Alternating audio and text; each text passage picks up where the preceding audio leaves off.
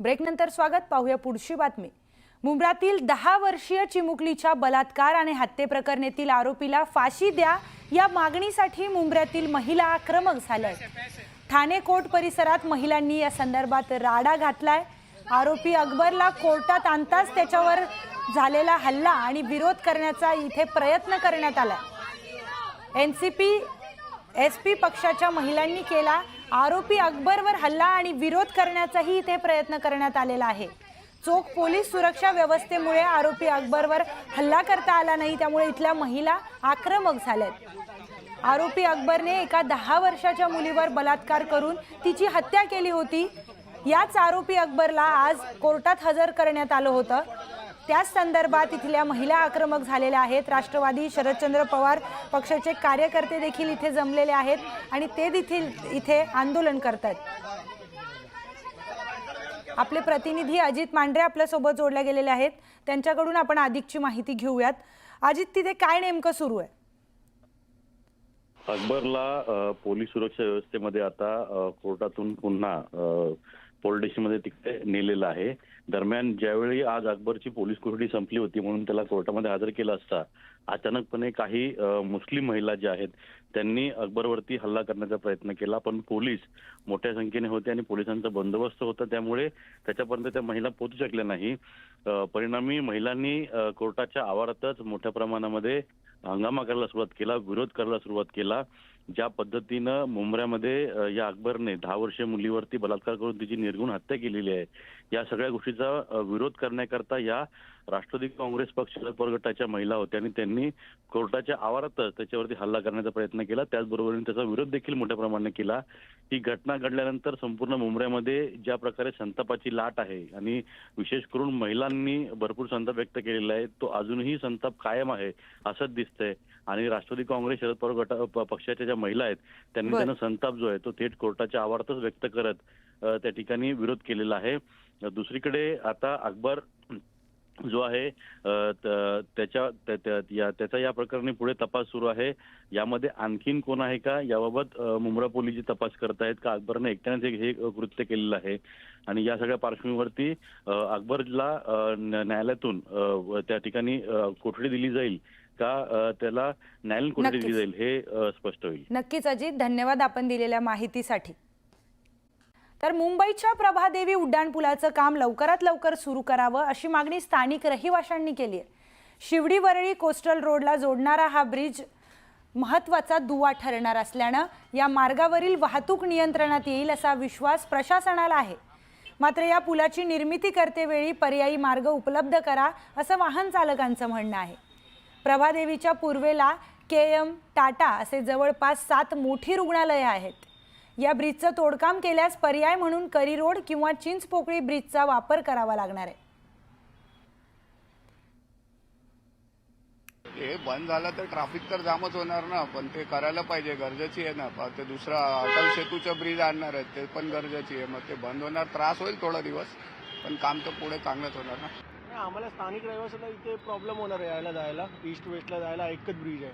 आम्हाला किंवा लोअर परेल किंवा करी रोडनी जायला लागेल किंवा तिलक ब्रिजनी जायला लागेल आम्हाला. आणि इथे एक मेन प्रॉब्लेम होणार की ॲम्ब्युलन्स त्याबद्दल 6-7 हॉस्पिटल आहे, त्या लोकांना लई प्रॉब्लेम होणार.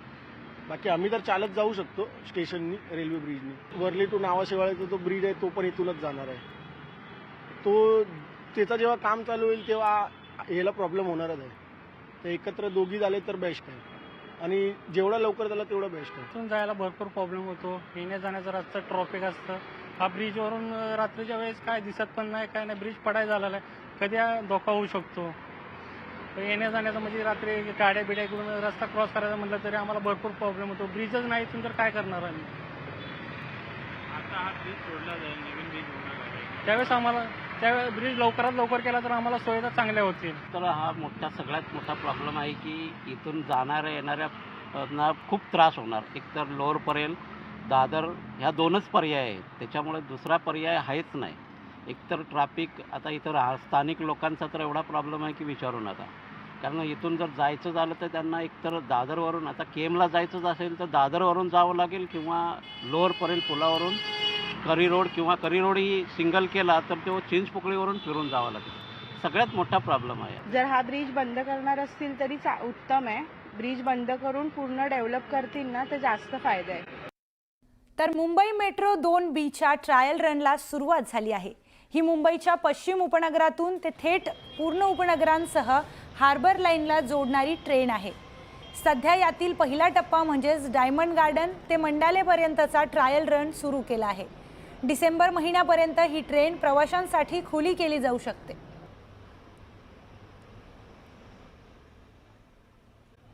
तर अमरावती विमानतळ आजपासून सुरू झालंय. या विमानतळाहून पहिल्या विमानाने प्रवास करणाऱ्यांनी आनंद व्यक्त केलाय. आम्हाला खूप छान वाटतंय. अमरावतीकरांचा हा मान होता.